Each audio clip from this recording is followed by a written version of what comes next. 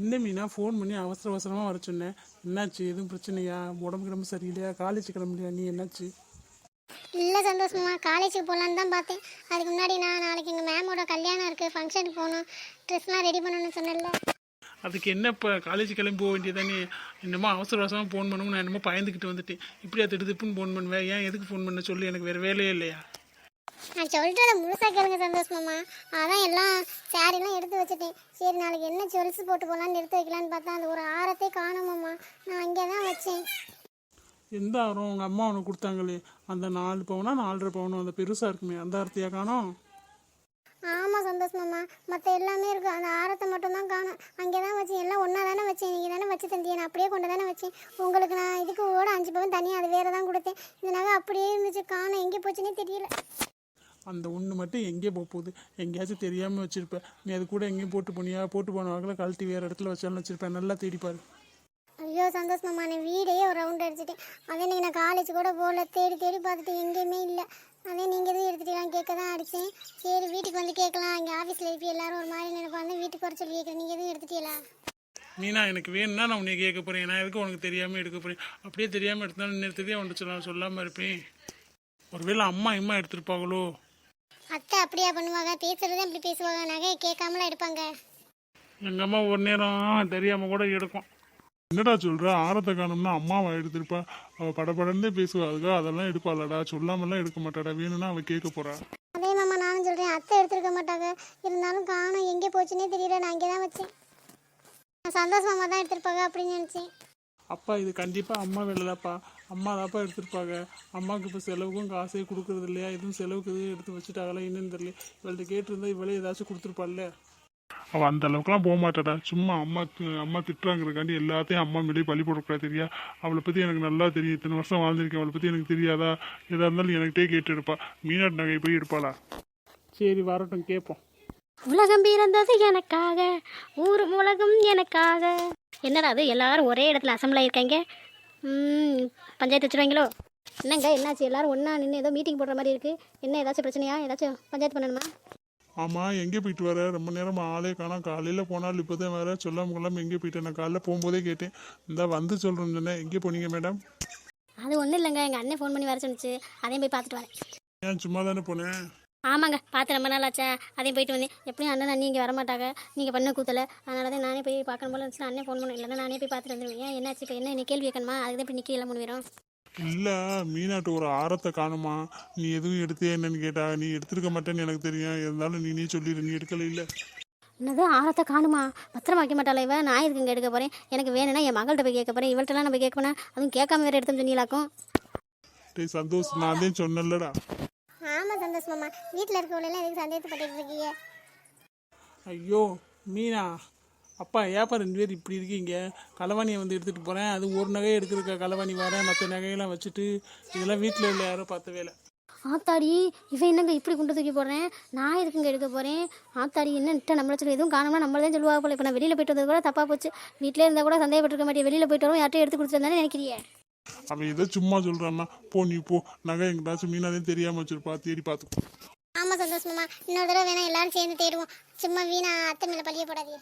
ஆத்தாடி ஆத்தா, நல்ல வேலை மலர் இங்கே வரல. அவன் வந்திருந்தானா அவள் தலையில் பழிய தூக்கி போட்டிருப்பியே. நானாக இருக்கக்காண்டி இவ்வளோ பொறுமையாக நீங்கள் சொன்ன பேசிக்கி இருக்கேன். அவள்கிட்ட மட்டும் இந்த மாதிரி சொல்லியிருந்தா உசுரே விட்டுருப்பா. என்ன பேச்சு பேசுறியே? இல்லைத்த சந்தோஷமா தான் ஏதோ தெரியாமல் பேசுகிறாங்க, விடுங்கத்த. அடியே எல்லாம் உன்னால் வந்ததாண்டி. நகை எங்கேயும் ஒழிச்சு வச்சுக்கிட்டு எங்கள் மேலே வீணா பழி போடுறியா? சரி அப்பா, நான் போலீஸில் போய் ஒரு கம்ப்ளைண்ட் கொடுத்துட்டு வரேன். நகை எங்கே இருக்குன்னு அவங்களே தேடி கண்டுபிடிச்சி தந்துடுவாங்க. அதுவும் சரிதாப்பா. இருந்தாலும் நம்ம ஒரு தடவை தேடி பார்த்துட்டு அப்பலாம் கம்ப்ளைண்ட் கொடுக்கலாம். இல்லை மாமா, எல்லா இடத்துலையும் நான் 2 3 தடவை தேடி பார்த்துட்டேன். இனிமேல் தேடி பார்க்குறதுக்கு இடமே இல்லை. சந்தோஷமா சொல்கிற மாதிரி போலீஸில் கம்ப்ளைண்ட் கொடுக்குறதான் தேவை. சரி அப்பா, வாங்க போயிட்டு வரலாமா? எனக்கு போலீஸ் ஸ்டேஷன்லாம் போய் முன்ன பழக்கம் இல்லை. நீங்கள் என்ன கொஞ்சம் விவரமாக எடுத்து சொல்லுவீங்க. வாங்க போயிட்டு வரலாம். சரி நில்றா இருக்க. அதுக்கு போய் போலீஸ் ஸ்டேஷன் போகிறேன். போலீஸ் ஸ்டேஷன் போனால் நம்ம குடும்பம் மானந்தாண்டா போகும். ஒரு நகை கூட ஒழுங்காக வச்சுக்க முடியும்னு ஊருக்குள்ள எல்லாரும் பேசுவாங்க. போலீஸ் ஸ்டேஷன் போகணுமா? ஒரு நகை தான் நான் போனால் போயிட்டு போகுது, விடுங்கடா. என்னது ஒரு நகை தானா? அம்மா அது 4 பவுனுக்கு மேலேம்மா. இப்போ ஒரு பவுன் 70,000க்கு மேலே வந்துருச்சு. அதை சும்மா விட முடியுமா? நீ சும்மா இருங்கிட்டு இன்னும் குடும்பமான போகுது. என்னங்க இப்படி சொல்லிக்கிட்டு இருக்கேன்? போலீஸ் ஸ்டேஷன் நம்ம வீட்டில் யாராச்சும் போயிருக்கோமா சொல்லுங்கள். வேணும் போலீஸ் ஸ்டேஷன் போய் கம்ப்ளைண்ட் கொடுக்க போகிறேன், சொல்லுங்க அவன்கிட்ட. அவன் சொல்கிறதும் கரெக்டு தான்மா. 4 பவுனா சும்மாவா இருக்குது? போய் நாங்கள் போய் கொடுத்துட்டு வந்துடுறோம், இங்கே இருங்க. இல்லைங்க வேணாங்க, பெரிய பிரச்சனை ஆயிரும். ஆயிட்டு போயிட்டோம். ஆனால் என்ன நகை கிடைச்சா போதும்ல நமக்கு. இல்லைங்க வேணாங்க, நகை எப்படியும் கிடச்சிருங்க. இங்கே தாங்க எங்கேயாச்சும் இருக்கும், தேடி பார்க்கலாங்க. அப்பா எனக்கு நம்ம அம்மா மேலேதான் சந்தேகமாக இருக்குது. போலீஸ் ஸ்டேஷன் போவோமான்னு கேட்டோடனே பல்ட்டி அடிக்குது. முதல் எவ்வளோ வீராப்பா பேசுச்சு, இப்போ போலீஸ் பல்ட்டி அடிக்கிறது பாருங்க. அம்மாவை நல்லா கேளுங்க, அம்மாவுக்கு தான் தெரியும். அம்மா தான் எடுத்துருப்போம், எனக்கு நல்லா தெரியும். என்ன கமலா இவன் இப்படி சொல்கிறேன்? நீனு இப்படி பல்ட்டி அடிக்கிற போலீஸ் போகணும்னு சொன்னோன்னே என்னாச்சு? நீ தான் எடுத்தியா? ஒழுங்கு மரியாதை சொல்லிடு. இல்லைன்னு வச்சுக்க, நானே உன்னை போலீஸில் கொண்டு விட்டு உன்னை லத்தி சாத்த சொல்லி விசாரிக்க சொல்லுவேன். இல்லைங்க அது வந்து என்ன வந்து போயின்னு சொல்லு. சொல்லுமா, நீ தான் எடுத்தேன்னு எனக்கு நல்லா தெரியும். சொல்லுமா நீ. சொல்லு கமலா, நீ எடுத்தியா? எடுத்தோம்னா எடுத்தோம் சொல்லு, இல்லைன்னா இல்லைன்னு சொல்லு. உன்னை என்ன களவாணி பட்டுமா கட்ட போகிறாங்க?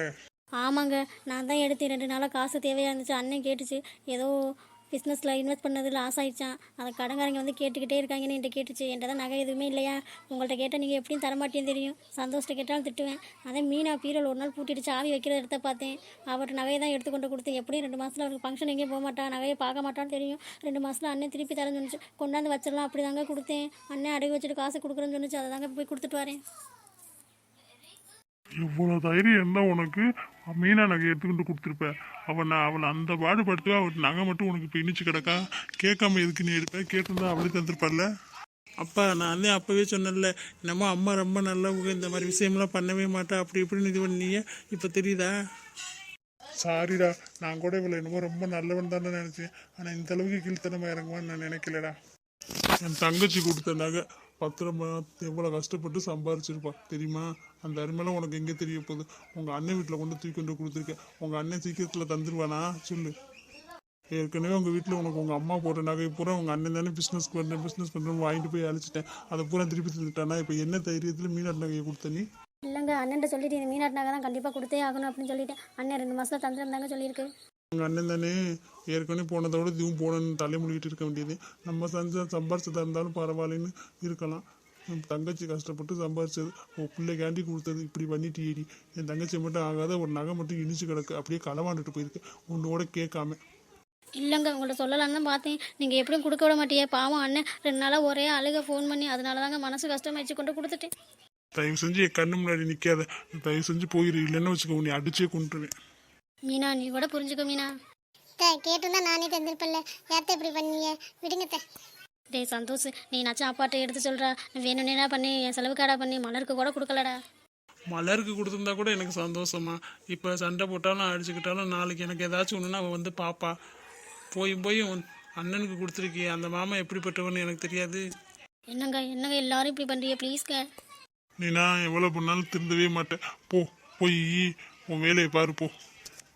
என்னடி இப்போ உனக்கு சந்தோஷம் தானே? பின்ன எனக்கு சந்தோஷம் இல்லாமல் இருக்குமா? எல்லாம் நான் போட்ட பிளான் தானே. நகை எப்படி உங்கள் தங்கச்சி வேகமாக கொண்டாந்து கொடுத்தாங்கன்னு பற்றி இல்லை. ஆமாடி, 2 நாளால அழுதேன். உடனேவா என் தங்கச்சி கொடுத்தா?